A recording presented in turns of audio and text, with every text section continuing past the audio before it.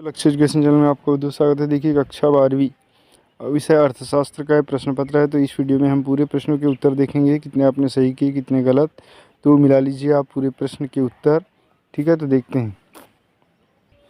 Question number first है friends, सत्य असत्य लिखिए। तो सत्य असत्य वाला मिला सकते हैं आप। देखिए पहला लिखा है दीर्घकाल में उत्पादन के सभी साधन अपरिवर्तनशील होते हैं, तो ये असत्य आ जाएगा। फिर संतुलन की स्थिति में फर्म अधिकतम लाभ कर सकती है, ये भी असत्य।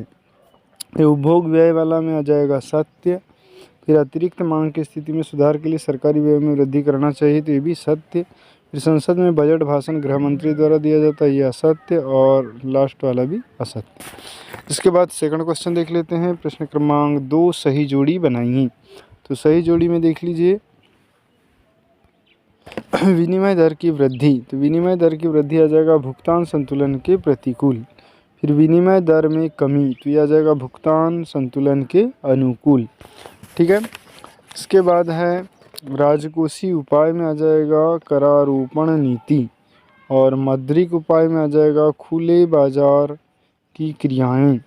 कोक एवं पेप्सी, तो कोक एवं पेप्सी में आ जाएगा स्थानापन्न वस्तुएं। और पेन एवं स्याही में पूरक वस्तुएं तथा मोटे अनाज आ जाएगा गिफिन वस्तुएं।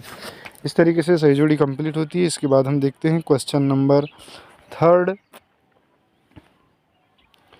है एक वाक्य में उत्तर दीजिए। तो एक वाक्य में उत्तर दीजिए। फर्स्ट क्वेश्चन दिया हुआ है अल्पकाल में फर्म की पूर्ति का वक्र किस प्रकार का होता है। तो ये जो होता है कम लोचदार होता है। ठीक है, कम लोचदार होता है। दूसरा है किस वर्ष में अमेरिका में यूरोप में महामंदी आई थी। तो जो है 1929 में महामंदी आई थी, जो कि 1939 तक चली थी। ठीक है, 1929 में महामंदी आई थी। इसके बाद है भारत में बैंकों का बैंक किसे कहा जाता है। तो भारतीय रिजर्व बैंक RBI को बैंकों का बैंक कहा जाता है। फिर प्रभावपूर्ण मांग की अवधारणा किसने दी थी। तो ये प्रभावपूर्ण मांग की अवधारणा दी थी जॉन मेनार्ड किन्स ने दी थी। ठीक है। इसके बाद अगला क्वेश्चन है प्रतिरक्षा व्यय किस प्रकार का व्यय माना जाता है। तो प्रतिरक्षा व्यय जो है ये दो प्रकार का व्यय माना जाता है, राजस्व व्यय और पूंजीगत व्यय। ठीक है, राजस्व व्यय और पूंजीगत व्यय। ठीक है, इस तरीके का ये व्यय माना जाता है। अगला है एक देश की मुद्रा दूसरे देश की मुद्रा में व्यक्त करना, ये क्या कहलाता है। तो ये विनिमय दर कहलाता है। इसके बाद राष्ट्रीय आय गणना विधियों के नाम लिखिए। तो राष्ट्रीय आय की गणना विधि के 3 विधि हैं। एक तो है आय विधि, दूसरी है व्यय विधि और तीसरी है उत्पादन विधि। आय, व्यय और उत्पादन विधि। ठीक है, इस तरीके से क्वेश्चन नंबर 3 कंप्लीट हुआ। इसके बाद हम देखते हैं क्वेश्चन नंबर 4, सही विकल्प का चयन कीजिए। देखिए पहला क्वेश्चन दिया है बुनियादी आर्थिक समस्या जिसका समाधान करना पड़ता है वह है, तो ये असीमित आवश्यकताएं एवं दुर्लभ संसाधन। दूसरा विलासिता की वस्तुओं की मांग की लोच होती है, तो अत्यधिक लोचदार होती है। कुल लागतें होती हैं, तो ये कुल स्थिर लागत एवं कुल परिवर्तनशील लागतों का योग होती है। ठीक है, नेक्स्ट क्वेश्चन चौथा है निम्नलिखित में से साधन आय कौन सी है। तो साधन आय जो है विदेश से प्राप्त उपहार। फिर है उपभोग फलन, तो उपभोग फलन में आ जाएगा आय तथा उपभोग में संबंध बताता है। फिर है एक सरकारी बजट में राजस्व घाटा 20,000 करोड़ तथा उधारी 50,000 करोड़ है, तो वित्तीय घाटा कितना होगा। तो वित्तीय घाटा 20,000 करोड़ होगा, उसमें उधारी को नहीं लिया जाता, इसीलिए जो 20,000 करोड़ है राजस्व घाटा वही वित्तीय घाटा कहलाएगा। ठीक है।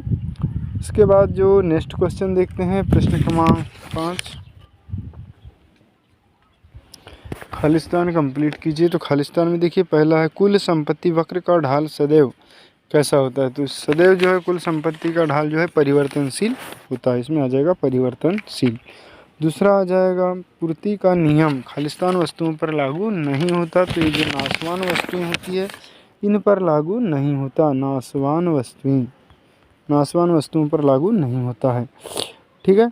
इसके बाद जो अगला है पूर्ण स्पर्धात्मक बाजार में विक्रेता खालिस्तान वस्तुओं को विक्रय करते हैं, तो ये समरूप वस्तुओं को विक्रय करते हैं। समरूप वस्तुओं को विक्रय करते हैं। चौथा क्वेश्चन देख लीजिए। कृषि समर्थन कार्यक्रम द्वारा सरकार कुछ कृषि पदार्थों के लिए तय की गई कीमत का खालिस्तान तय करती है, तो ये न्यूनतम समर्थन मूल्य तय करती है। न्यूनतम समर्थन मूल्य तय करती है। इसके बाद अगला है जॉन मेनार्डकिंस की प्रसिद्ध पुस्तक the general theory of employment का प्रकाशन खालिस्तान सन में हुआ था, तो ये हुआ था 1936 में हुआ था।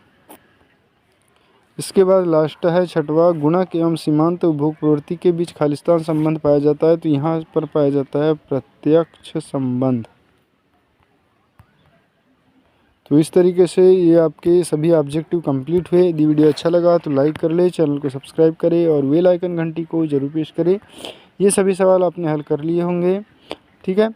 और बाकी के क्वेश्चन पेपर का लिंक देखना चाहते हैं तो उसका डिस्क्रिप्शन में मिल जाएगा, वहाँ से आप देख सकते हैं। Thanks for watching.